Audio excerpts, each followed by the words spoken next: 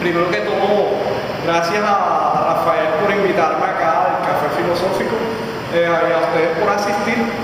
Del día de hoy, bueno, en la noche vamos a hablar sobre un filósofo que poco a poco en Colombia se está dando a conocer, y eso gracias al trabajo de, por ejemplo, María Liliana Herrera, Alfredo Valls, que han tratado de hacer conocer la propuesta o las ideas de él mencionar.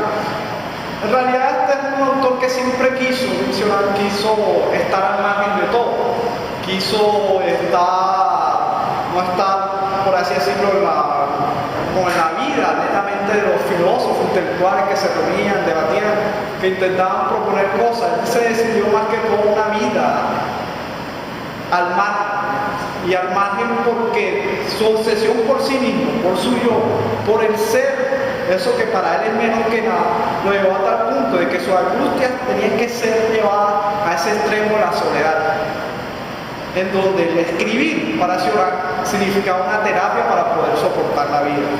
Desde esta perspectiva notamos que Cioran es uno de esos autores que tú no puedes leer desde una perspectiva, por así decirlo, meramente analítica, meramente racional, sino que tienes que dejarte meter la cachetada, por así decirlo. Cada aforismo nacional es una cachetada que le metes al lector. Cada libro nacional es un movimiento que te sacude toda esa alma tuya, que incluso puede llegar hasta angustiar, pero puede llegar también a ayudarte, incluso a reflexionar más sobre la vida. Emil Cioran nació en Rumania, una pequeña villa de Rumania, pero luego se radicó en Francia. Ya en Francia, bueno, se dedicó toda su vida a vivir en Francia, y últimamente él sintió mucho amor por Francia y también mucho interés por su lengua. Para él la lengua francesa es una lengua bastante organizada, bastante, por así decirlo, minuciosa. Lo llevó a tal punto de su carrera como escritor, entre comillas, porque nunca se pensó como escritor, dejar de escribir el rumano para comenzar a escribir el francés.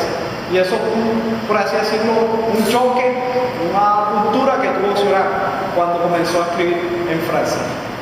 La pregunta de hoy es, bueno, ¿se puede hablar sobre filosofía en Cioran, dado que, bueno, escribió un aforismo, nunca se preocupó por escribir un tratado, a diferencia de Kant, que lo podemos reconocer lo podemos referenciar directamente, crítica a la razón pura, Descartes, incluso el método o meditaciones metafísicas, los diálogos de Platón, lo podemos referenciar, por ejemplo, con Marx el Capital, pero con Cioran no hay un libro que uno puede decir, esta es la obra capital de Cioran, esta es la obra que identifica a Cioran. Es muy difícil que Cioran realmente no es de esos autores que tú puedes decir, bueno, aquí se contiene toda la referencia sobre Cioran, todo por así decirlo, un universo que él crea con todos sus libros, y es fascinante por ese lado porque lo obliga a uno a aventurarse más allá de solamente comprender una obra en específico. Bueno, Cioran tuvo muchas críticas por esa perspectiva del aforismo, por adoptar el aforismo, el escrito fragmentario, que no se le reconocía en muchos casos el grado filosófico, el grado eminentemente, por así decirlo, intelectual, ni le interesaba eso. Es más, cuando conoció a Camus le dice, en parte por una obra que tuvo cierto reconocimiento, si no me acuerdo, o fue la cima de separación o el brevario de Podedumbre, donde Camus le dice, bueno, ahora tienes que dedicarte a las ideas netamente intelectuales, a las ideas puramente filosóficas. Para Cioran eso es un insulto, y tuvieron, por así decirlo, su enemistad fue a raíz de eso. Incluso Cioran decía que Camus no podía entender su obra porque no estaba al nivel de esas obras. Eso fue algo muy gracioso, pero que demuestra ese gran problema por ubicar a Cioran dentro de la filosofía, por ubicar a Cioran dentro del pensamiento del ser humano. ¿Cómo puedo yo, aunque me toca a mí encargarme de esto hoy, hablarles sobre si existe una filosofía ciudadana. ¿Podemos hablar sobre una filosofía ciudadana?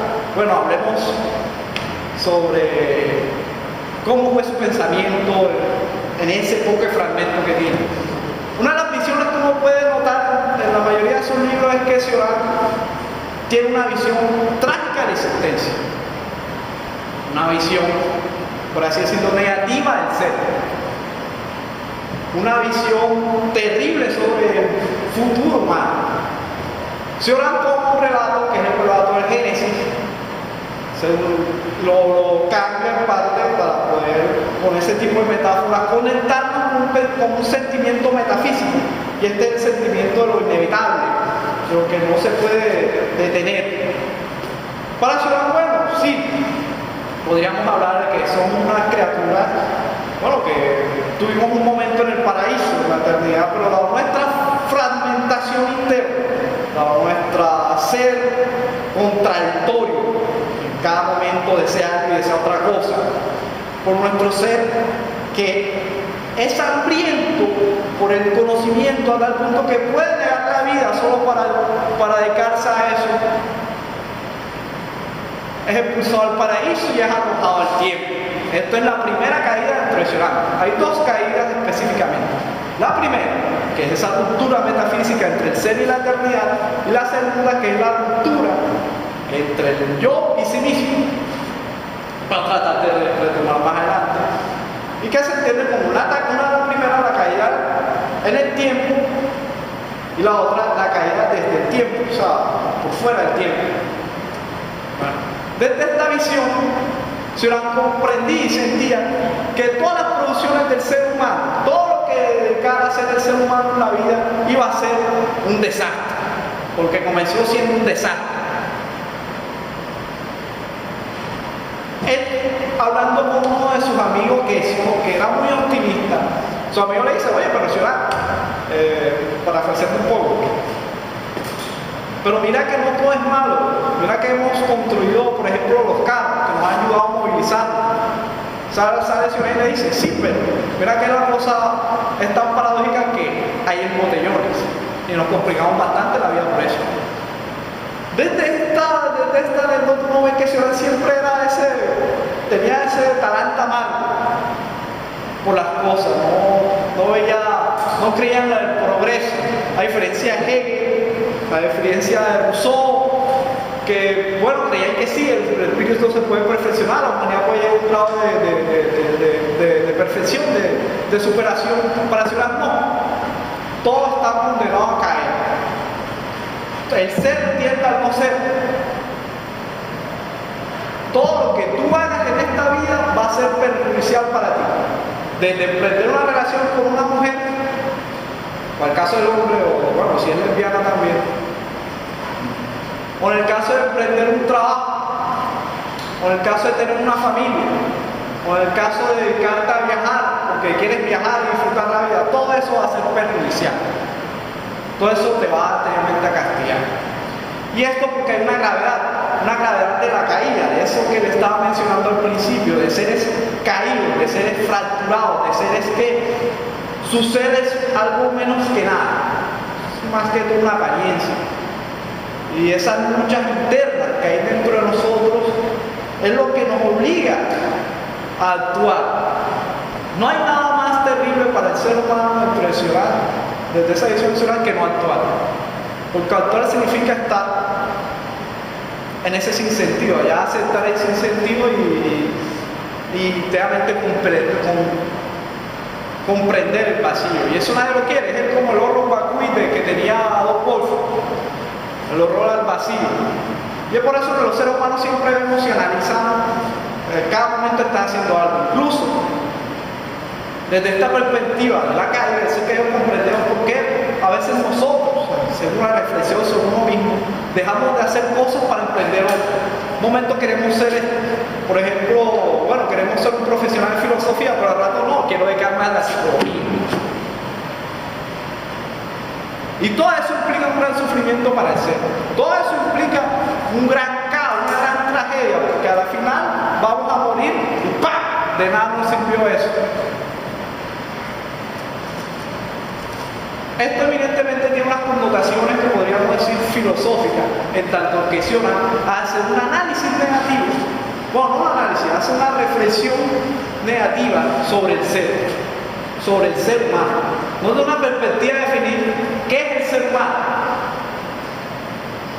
ni cómo debe ser el ser humano, sino qué es eso que el humano no puede llegar a ser. ¿Por qué el ser humano es así como es? No tratar de definir, sino de estructurar, de descuartizar y hacer ver de manera horrible lo oscuro que puede llegar a convertirse la alma humana.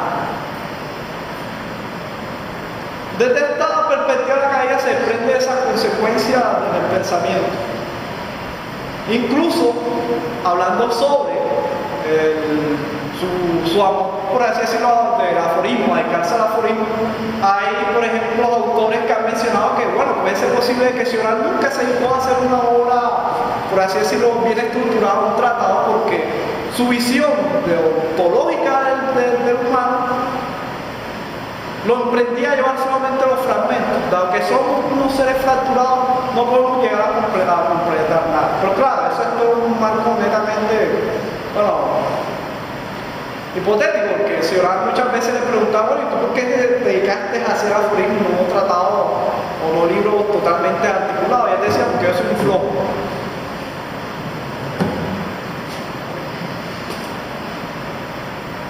Retomando lo que hemos estado hablando aquí sobre Sioran, bueno, vemos que su visión de la vida es completamente negativa, trágica, pero la pregunta que llega a uno es, bueno,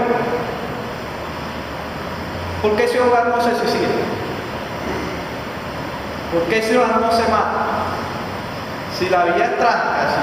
Da lo mismo, como dice un aforismo de Sioran, da lo mismo morir hoy que mañana. ¿Por qué no matarse hoy y dejar de jodernos toda la vida? Una vez yo le pregunté eso a Guillermo Hoyo, que en paz descanse, y me dijo, porque Sioran le daba pulillo. Y en parte la verdad, porque Sioran muchas veces en alguna entrevista decía, me daba miedo, o le daba pulillo, por así decirlo. Otras veces porque, gracias a los libros que escribió, pudo superar o aguantar su vida, pudo sostenerse dentro de este mar caótico y doloroso que es la existencia. Pero algo que es sumamente importante desde la pregunta de esto de, bueno, ¿por qué Sioran no se mata? Es lo del suicidio, el tema del suicidio, que está emparentado con la visión trágica, con la visión del ser caído que adopta Sioran. Hay una cuestión entre el suicidio a secas, que es el suicidio actuar enseguida, ¡pam!, meterme la puñalada y morirme, pegarme el tiro, tomar veneno, cortarme la pena. Y otra cuestión es pensar sobre el suicidio.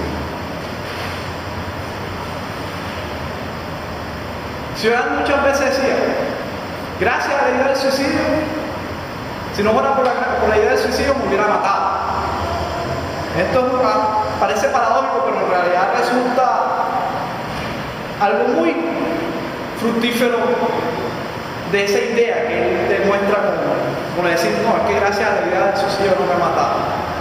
Y es que cuando nosotros nos ponemos a pensar sobre esa posibilidad de yo en cualquier momento matar, de ahorita yo estaba hablando aquí, pegarme el tiro, ahora que se termine el café filosófico, pensar todas esas posibilidades de que yo, a pesar de que no soy dueño de nada en la vida, no soy dueño de mi cuerpo muy bien puede actuar sin que yo lo diga, de que no soy dueño ni siquiera de, por ejemplo, de mi triunfo, porque eso ya pasó, de mi sufrimiento, porque no los controlo, de mis sentimientos, porque que muy bien en cualquier momento me puede dar la vida algún recuerdo del pasado o un anhelo reprimido.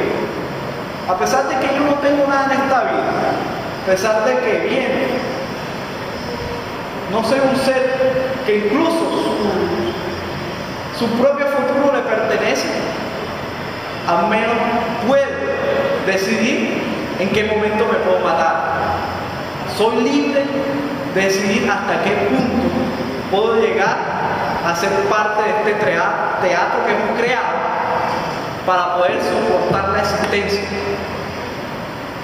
Y esto significa ser amo y señor de su muerte, pero también significa existir a nuestra discreción.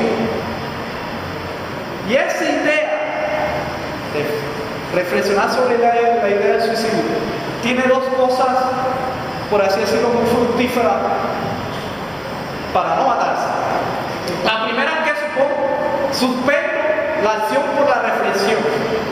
Mire que es algo que es muy, casi que terapéutico pensar sobre el suicidio. En lugar de matarme ahora mismo así, siento la gana de matarme, si me pongo a pensar, muy bien, ¿cómo puedo hacer el suicidio?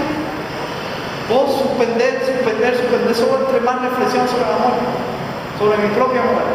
Si ahora tenía un amigo que era un loco, tenía problemas psicológicos, que lo retuvieron mucho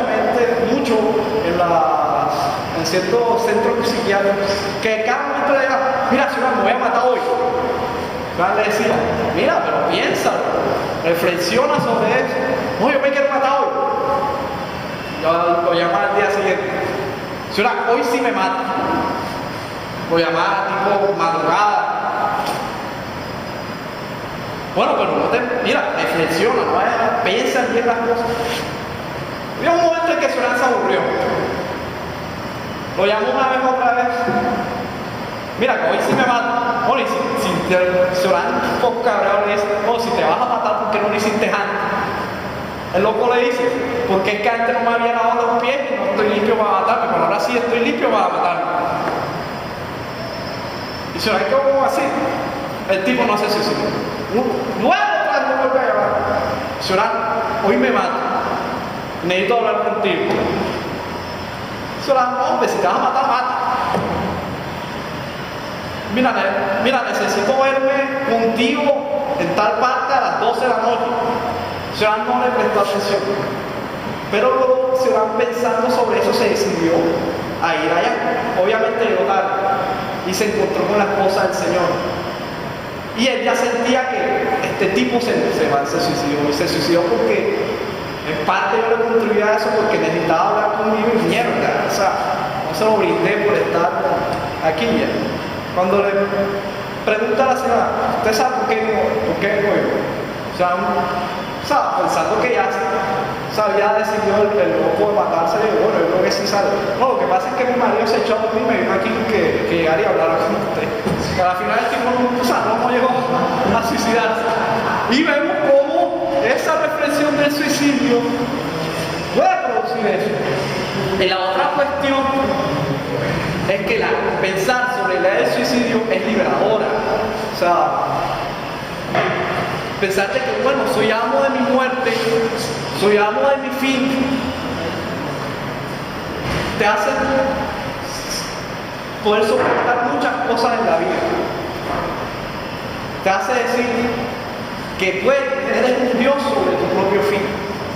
Y eso es algo valioso para un ser que no tiene nada, como el ser humano. ¿Cómo vemos esta reflexión sobre la caída y cómo se prende? Esa visión del ser humano caído, el ser humano como trae la idea del suicidio, vemos cómo está emparentado un gran interés por el hombre, por el ser humano.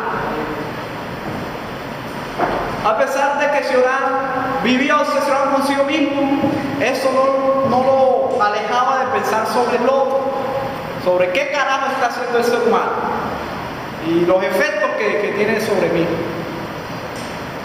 Y vemos que aparentemente en esa negatividad hay cosas que son muy constructivas que le sirven al ser humano.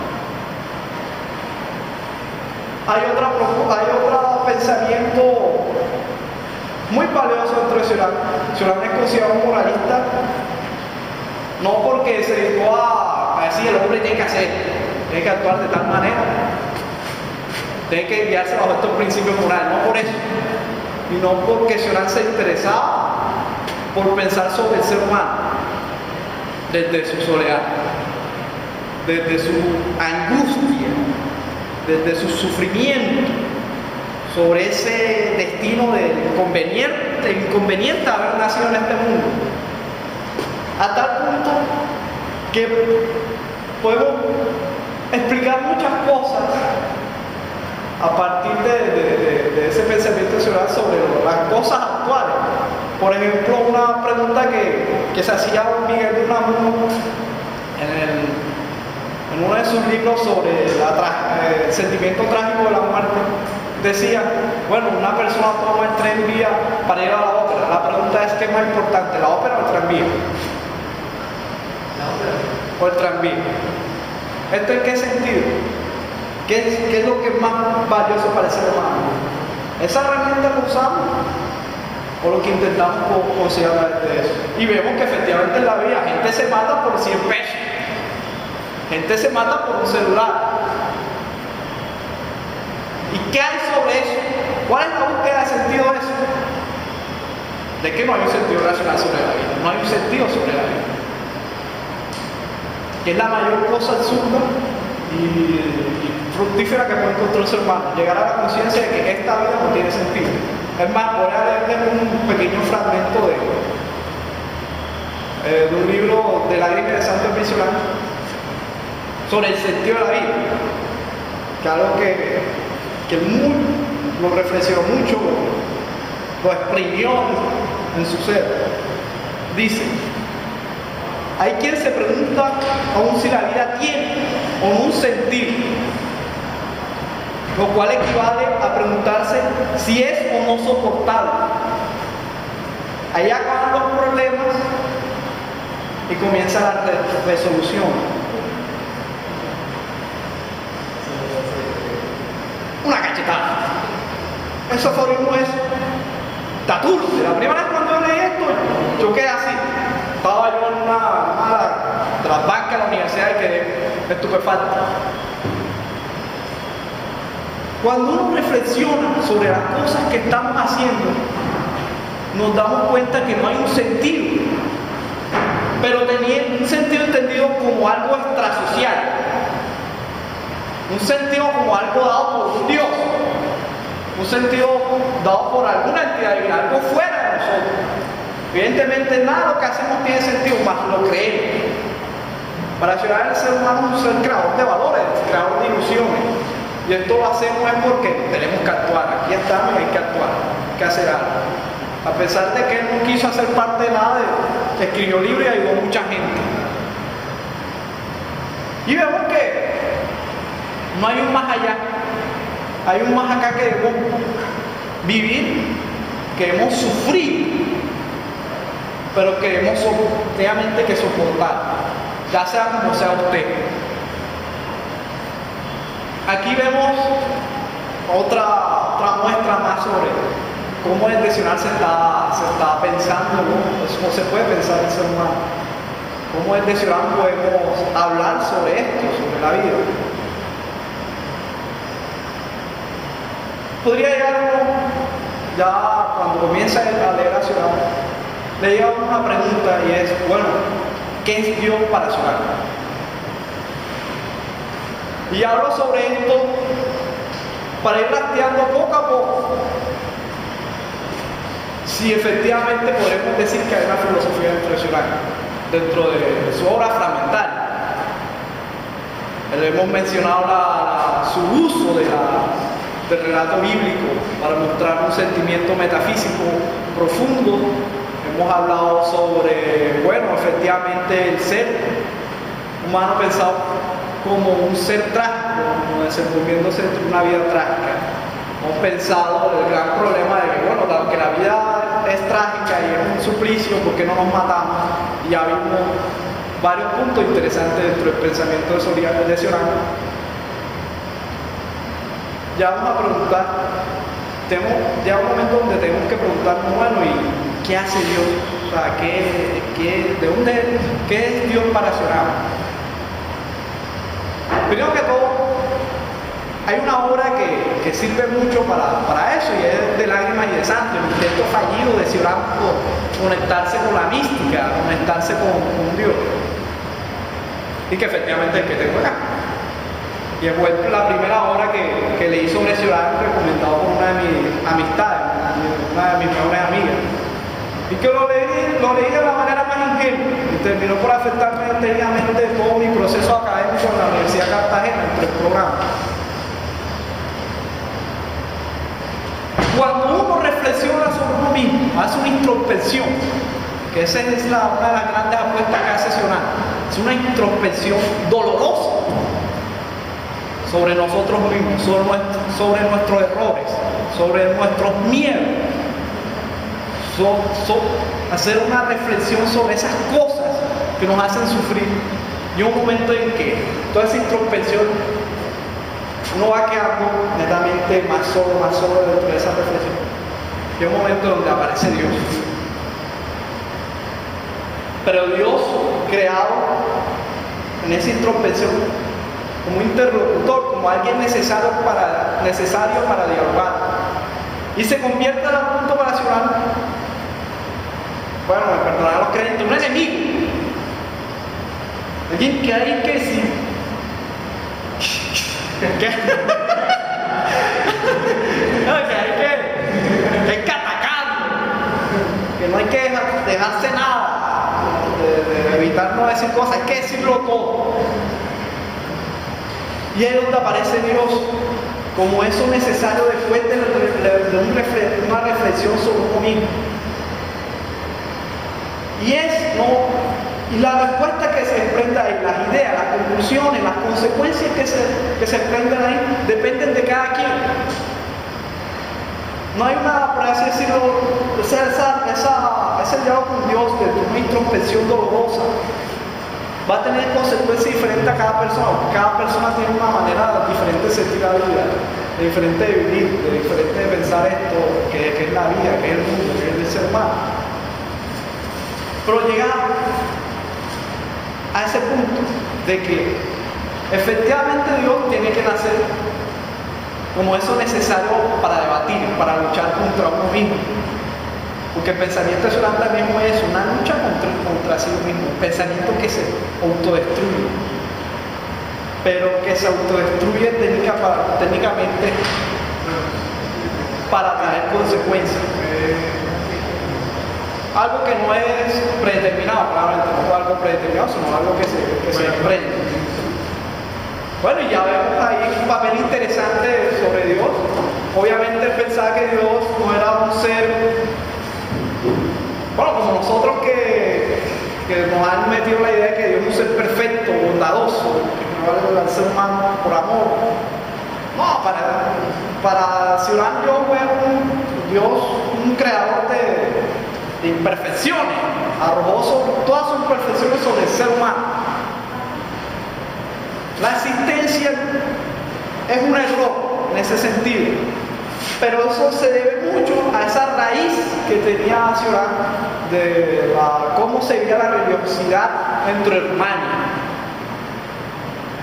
que era como en su aforismo y varias entrevistas dice, no se pensaba a Dios netamente como algo así bondadoso, sino como casi una figura negativa, casi que violenta.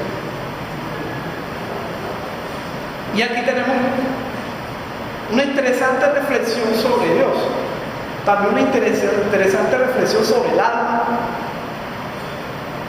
sobre la vida, sobre el hombre, sobre la eternidad incluso. Luego de este poco de cosas que he dicho aquí, ya bueno, pero ponte firme y dice, ¿existe la filosofía nutricional? ¿Es paja o es mentira que sí es verdad existe? ¿O es que él era poeta nada más? Porque incluso se le decía que no, usted es un poeta. Realmente no era netamente un poeta. Mariliana Herrera decía en uno de sus libros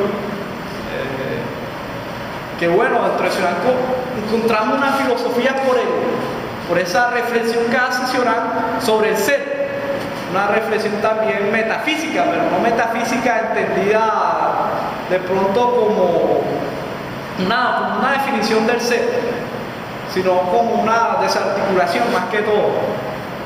Y que efectivamente veíamos dentro del pensamiento de Cioran que sí, que se encargaba sobre cuestiones eminentemente filosóficas al momento de preguntarse si esta vida merecía ser vivida o merecía ser desechada, o si, bueno, dado que el ser es más menos que nada, ¿qué carajo estamos haciendo? Bueno, entonces uno podría desde esa perspectiva decir sí, Cioran fue un filósofo, que él dijo no, porque hay una diferencia radical en que Cioran como hombre y Cioran como un autor, que al final Cioran se reconcilia con la vida, técnicamente logra soportarla. Pero para mí esa no sería la filosofía entre Cioran. No comparto esa idea de que Cioran reflexiona sobre el ser, sobre lo metafísicamente dentro de las contradicciones internas del alma, dentro de eso que hay detrás del telón de la vida, de esto que nos desenvolvemos. Para mí, lo mayor carácter filosófico que tiene Cioran es su carácter humano, su carácter trágico, su carácter radical, su carácter solitario, pero sobre todo su apuesta a la vida. Para mí eso sería su verdadero carácter filosófico, no esa reflexión más que todo del ser, de la ruptura ontológica, la ruptura metafísica. Para mí no sería eso. Para mí sería más que toda esa apuesta a la vida que él hace, esa apuesta de entrar en confrontación a la vida, no como muchos hacemos de manera muy ingenua, sino de manera casi que autodestructiva. A tal punto que gracias a los libros que escribió, muchos suicidas hablan de suicidarse. Mucha gente atormentada sentía apoyo entre esos libros y a Cioran se le acercaba, era pura gente así. Incluso Cioran iba donde las prostitutas, Cioran iba donde los locos, iba a la gente que tenía una vida hijueputa, pero la tenía. Perdonad la agresividad, pero creo que hay cosas que uno no puede ocultar. Pero iba donde ellos, era por ese interés humano, por ese interés de explorar lo radical que hay dentro de uno. Y eso fue porque él experimentó la vida de una manera supremamente dolorosa y supremamente angustiante. Además por una característica, para decirlo física, es que sufrir solo la mayor parte de su vida. Soportar la vida sin poder dormir es tremendo. La gente, obviamente, si se le quita un mes de sueño, no es la misma. Puede llegar a ser diferente, puede llegar a matarse, a matar a otro. Ahora imagínense a alguien que vivió casi toda su vida así. Sin dormir, sintiendo toda su angustia, sintiendo cómo el tiempo destruye todo, cómo uno está yendo del ser al no ser. Pero que en esa vida, en ese sentimiento, en esa experiencia, se dedicó a preguntarse por lo humano. Y ese para mí es el mayor carácter filosófico de Cioran, esa preocupación del interés humano. Bueno, dado que creo que me excedí el tiempo, ahora venimos con preguntas. Si dije algo que me iba a dedicar a tratar y no lo dije, bueno, aprovechemos aquí y me recuerdan, porque la verdad no me acuerdo mucho de lo que dije al principio.